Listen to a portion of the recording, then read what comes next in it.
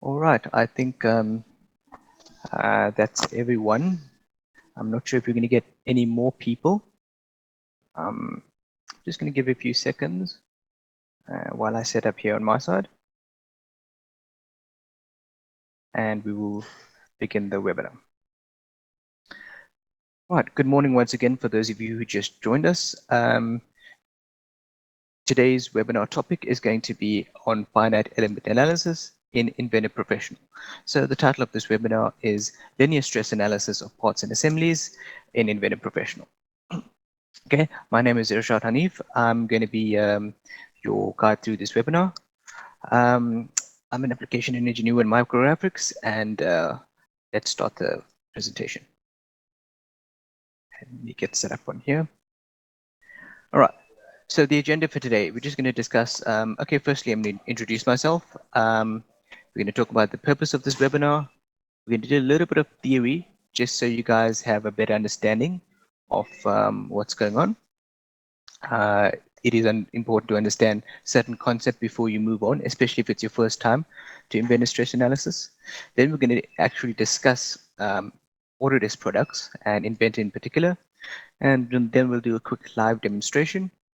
And at the end of this presentation, we will have a small Q&A session where you guys can post in your questions. You're welcome to type them in your little chat box there on TeamViewer, or you can email me, and my details will be available at the end. Okay. So, like I said, my name is Irshad Hanif. I'm an application engineer at Micrographics. I have about 8 years of experience. Sorry. I have about 8 years of experience in this, mainly working with Inventor, AutoCAD, Fusion 360, and as well as software like Volt and other PDM solutions. Okay, so the purpose of this presentation, we're going to cover the basic theory, define some concepts, we're going to build confidence using Autodesk products for analysis, and most importantly, here we want to define limitations of Autodesk products for simulation. Why is that important? Because, well, a lot of times you get asked, okay, I want to do some stress analysis, but I'm not sure whether I need full Nastran or whether I can do my analysis with just Inventor Professional alone.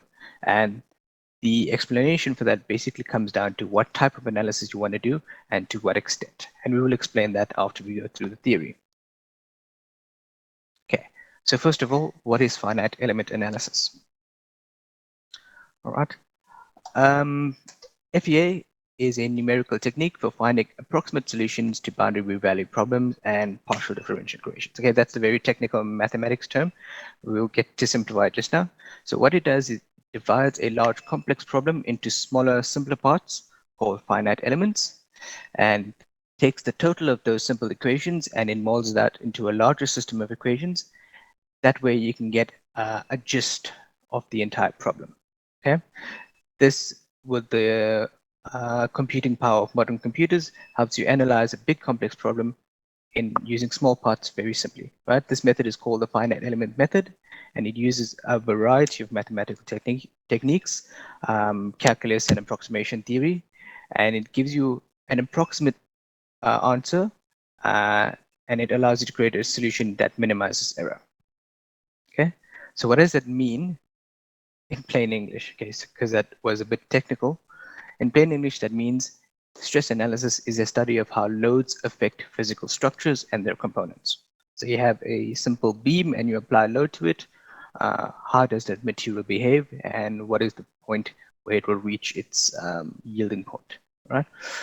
Inventor Professional includes an environment called stress analysis, which uses the finite element method, right? So if you just have a standalone version of Inventor alone without any collection, you have a tool that will allow you to do some stress analysis, right? This is why it's referred to FEA, because it uses the finite element method to do an analysis for you. Okay, so let's take a deeper look at stress analysis. So if you consider a very, very simple situation like a load on a beam, you can see that one end we have here is cantilevered, and we're applying our load onto the one end. Right? We can use software to do this, and we can, punch in our load, and we can find all the stresses. But generally, we don't, because these were theoretically derived from your equations that have been done by mathematicians and physicists and all of these engineers who have developed very clever formulas. It's pretty straightforward calculations. You input your details, and you will be able to find your deflections, your angles, and your basically your stresses at any given point along the beam. However, right, in the real world, you're not going to be able to do that. There's too many variables at play, right? If you look at things like collisions or motions or other types of advanced analysis, right? There's never going to be, oops, sorry, there's never going to be a simple one-line calculation to get through that. What you're going to have to do, you'll find that the math becomes too much. What you're going to have to do is break it up into smaller pieces and use some sort of software to calculate it. Okay, right. So how does this work in Autodesk software? Well, there's three inputs that you're going to have to need to define, or three sets of inputs that you need to define. The first one is the geometry. So that would be your model that you're bringing in, right? So you'll design your model. It can be a single part or it can be an assembly, but it needs to know what volume, what lengths, and all of that need to be defined properly, right? So that's easily covered by whatever software you use to design your product, okay? The next thing is materials. Very important, materials, because materials, you'll know that plastic behaves very different from rubber, which behaves very different from steel. So those technical specifications about the strength and other properties about the material, as well as things like thermal resistance, etc., they need to be input, right? And the last thing you need to define is the statics of your analysis, meaning which points are fixed and which points are undergoing loads. So they're loosely grouped up as two terms, loads and constraints. Okay, you will see those buttons in your Inventor or in your Nastran. Right? These inputs can be put into a solver. You'll notice there in my box, I've got two types of solvers. One is Inventor Professional, and the other is Inventor Nastran. Okay. By the way, guys, if you have any questions along the way, you're more than welcome to input it in the chat box below. I'm just receiving some requests here, personally from people that I know. But if you want to ask any questions while the webinar is going on, you may use the chat box in TeamViewer. Okay. So like I said, you put this data into a solver, either Inventor or Nastran, and that solver will do the calculations for you and give you out your results. Okay. But it's very important that you have those three inputs. So let us take a look at the next slide. We'll take a deeper dive into those three concepts that I just spoke about, or those three inputs that I just spoke about. The first one is geometry. So like we said, if we had your very simplified model, what does the software do? It breaks your software down into, or breaks your model down into little pieces called finite elements. Right? So you'll see there each sort of tetrahedral shape is called a finite element, right? And you'll see there's some blue dots there. Each one of those points where those finite elements meet with each other is called a node. Okay, so those become important when you're telling the software where your model is and how you're dividing it up and where certain loads are applied. Is it applied at a specific node, or is it applied across all of the elements, right? These things become important in its calculation. All right. The other thing is you can reduce these studies to line elements where it will take into account, for example, in this example here, you have this beam that can be represented as a line and simply two nodes at the end. Instead of a full 3D shape, we'll know that it is a uniform shape, or maybe it has a uniform cross section, right? You can represent them using line elements. That is an option if you're using frame generator to generate, or you want to analyze frames in Inventor. The next thing is materials, right? So what do we need to know about materials? I know this looks a little bit intimidating, but it's pretty straightforward, and most of the inputs are already there. So in order to do any kind of calculations, you need to know your um, I see a question coming in. Do you offer courses of training on Neston? We do, but I will speak more towards that, more about that towards the end of the webinar. Okay, right. So we need to define certain things for the material. So luckily, Inventor has a library of materials with all of this information populated in, right? One of the most important things you need to define is your Young's modulus. That's the definition of that being your stress over your strain. Okay, so you can see here I've got a graph and it's just strain, very complicated. But what you need to know on this little graph is that, can you see the first region from the 0 point to point B? That's basically your elastic region, meaning that your deformation up until a certain stress at point B will be elastic. You can bend it and it will revert to its initial shape. It won't overbend and deform permanently. After point B is when it reaches its yield stress, and it will start to deform permanently. And you can see from the graph that once it starts to deform permanently, the calculations change very, very differently. Okay, so you'll get totally different results. Now, I've made 2 points there. Inventor Professional stress analysis only deals with the elastic region, meaning that as long as the stresses that you're dealing with are below the yield stress at point B, right? You can use Inventor Professional. If you are dealing with, or if your loads are approaching stresses that are higher than the yield stress at point B, you're going to need to use a more advanced software like Inventor Nestra. Okay, so that's basically what we wanted to lay out with this slide, or we wanted to cement that idea. Okay, so how do you know what your yield stress of your material is? Well, luckily, these are known things. You can look them up on the internet, but the material library in Inventor will have this information populated. It will have your Young's modulus, it will have your yield stress, it will have your ultimate tensile stress. You can see on the graph there at near the plastic region, it reaches point D, ultimate tensile, then it starts to neck, and at point E, that's when the stress or the loads are too much and it starts to break completely. Okay, which is what we don't want. We should never be reaching that point in our calculations. It means you severely under-designed your part. Okay, the other thing that you will need to input is Poisson's ratio. Again, for all the materials, you don't need to stress. They are included for basic materials in Inventor's library. However, you may need to input density if you consider gravity loads, and you may need to input these things manually if you're working with a completely new material. Let's say you're working with a plastic, a specific type of plastic that has a specific density and a specific strength. You need to get that information from the manufacturer or from the scientific data sheet for that material. Okay. And yeah, like I said, Inventor has this included. Well, some of the information included. You don't need to worry. Okay. And lastly, the loads and constraints.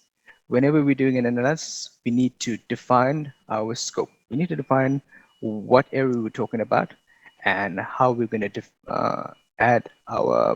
set up our statics for the problem.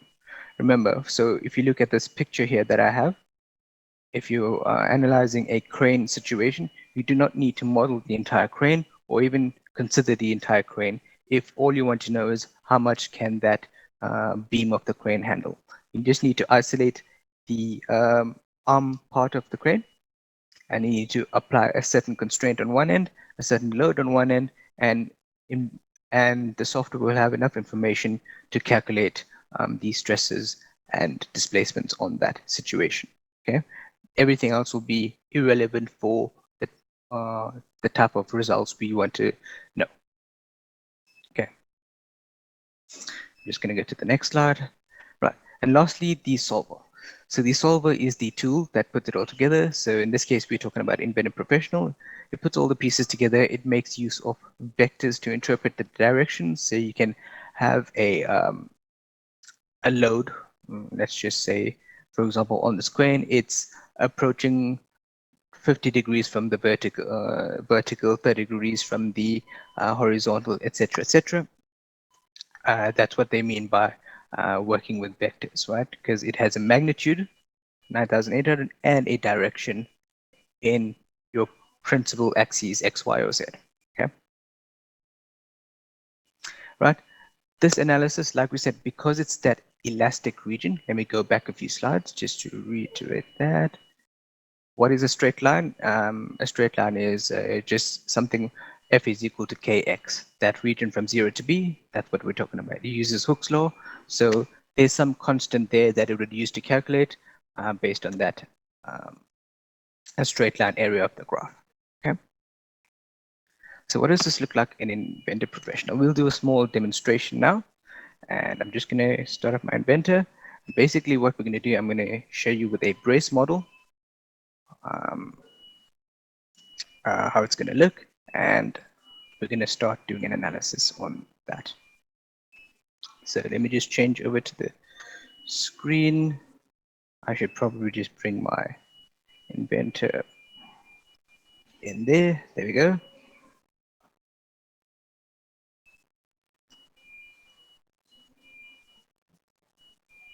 Let's see. I should probably just change the presenting screen. That's better. I think you guys should be able to see now. That's good. Right. So if you guys can't see my screen, just let me know and I will just make some changes. But from what I can see, everyone should have my model visible. Okay. So you'll see that I have Inventor open with my model. In order to get to my stress analysis, I'm going to go to the Environments tab, and you'll see that I have the stress analysis button, right? Like I said, if you have Nastran and a PDM collection from Autodesk, you can install Inventor Nastran, which will take you to a totally separate environment. But for now, our topic for today is just discussing the stress analysis. Okay. Now, this is just to show you how we're going to do it with a part. And then afterwards, we're going to take an assembly and we're going to show you the differences of what you need to consider when you're working with assemblies. This is just to drive the concept of creating a study using Inventor stress analysis in a single body. Okay, so I'm going to create a study here, right?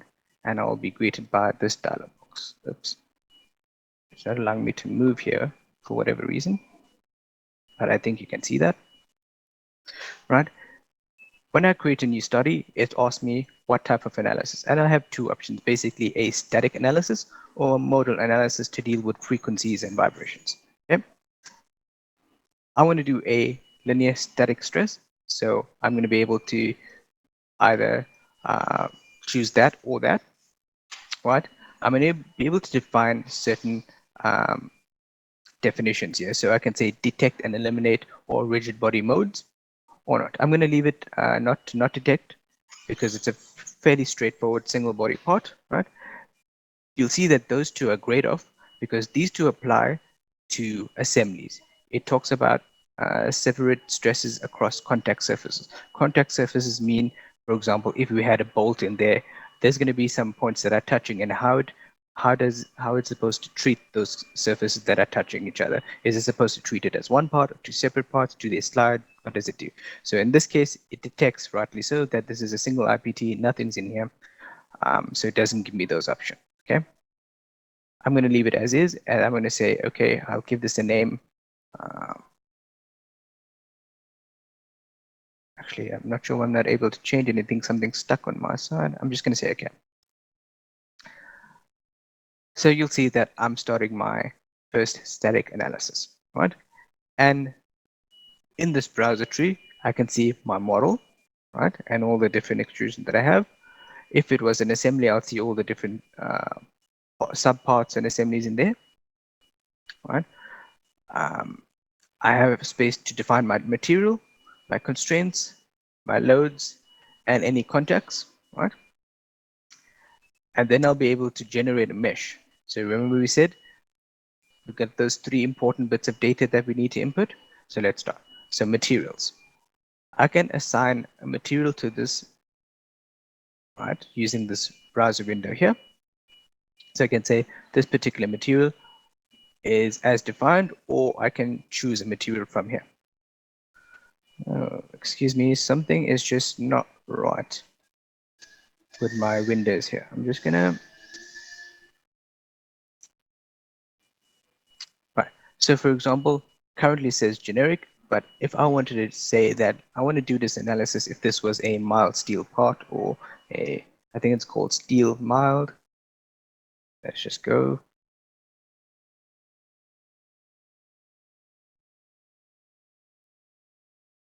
If I double click on that, you'll see that I have this little identity box. It talks about appearance, which is not too interested in, but we're more interested in here, which is the physical properties. And this is what I was talking about in my presentation. So you'll see here that I have my Young's modulus, which is important to calculate the strength. I have my Poisson's ratio and my density, etc. Right? If you were creating an analysis using a brand new material, you would have to create a material in here. Okay.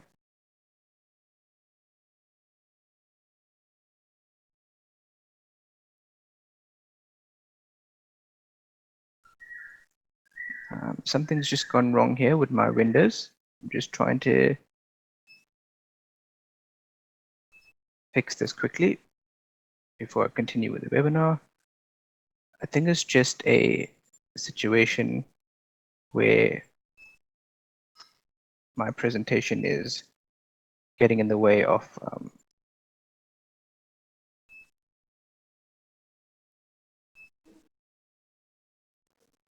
okay. So I will be able to choose, okay, I'm not going to be able to fix it. I'm just going to carry on as is.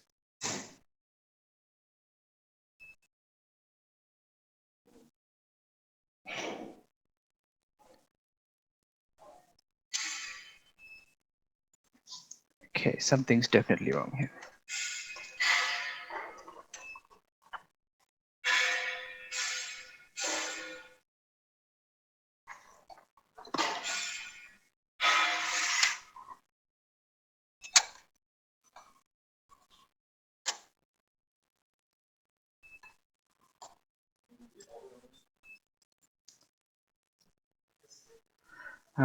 I'm not able to select anything for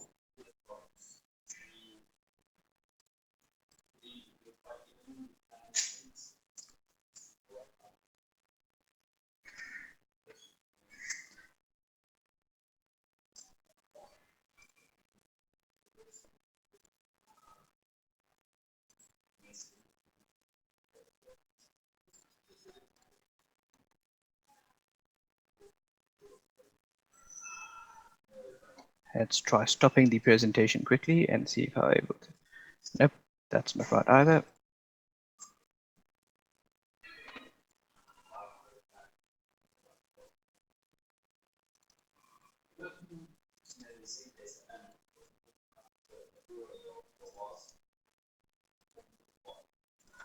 Well, I can't seem to, I do apologize for this. There seemed to be something wrong with my window during the live presentation.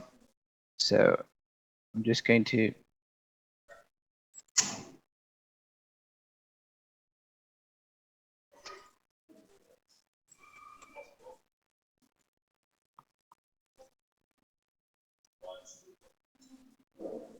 okay, I seem to somehow have managed to change it.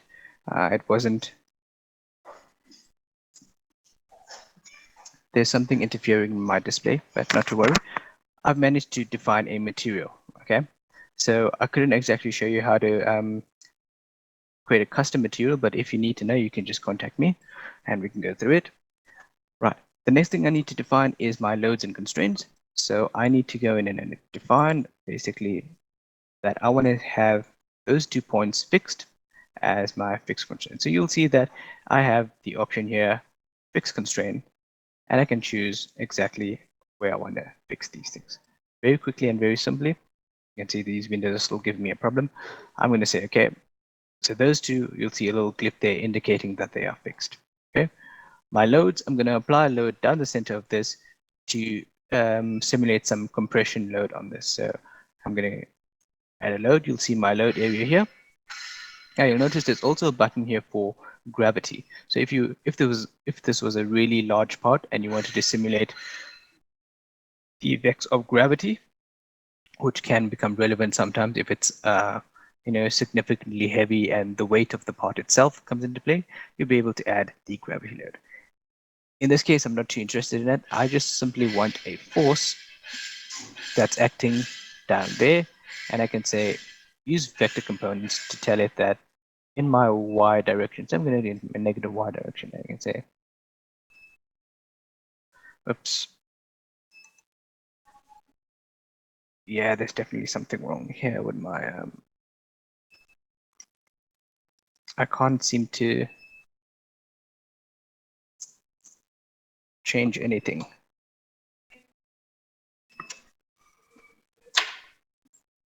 Let's see if I can do this. No.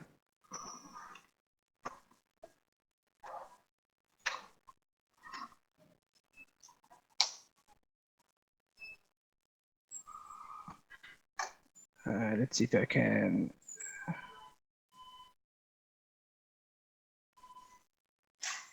Yeah, this.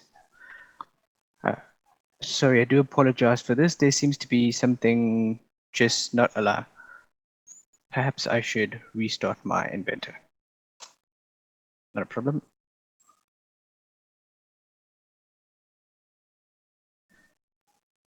Yeah, there's just something that's not quite right during this presentation. I'm gonna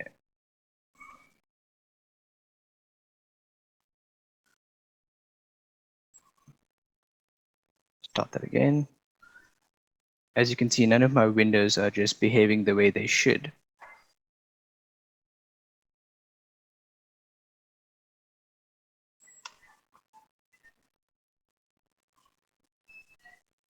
Yeah, it's not allowing me to do anything. Okay, I'm going to restart my Inventor quickly. We will continue with the webinar.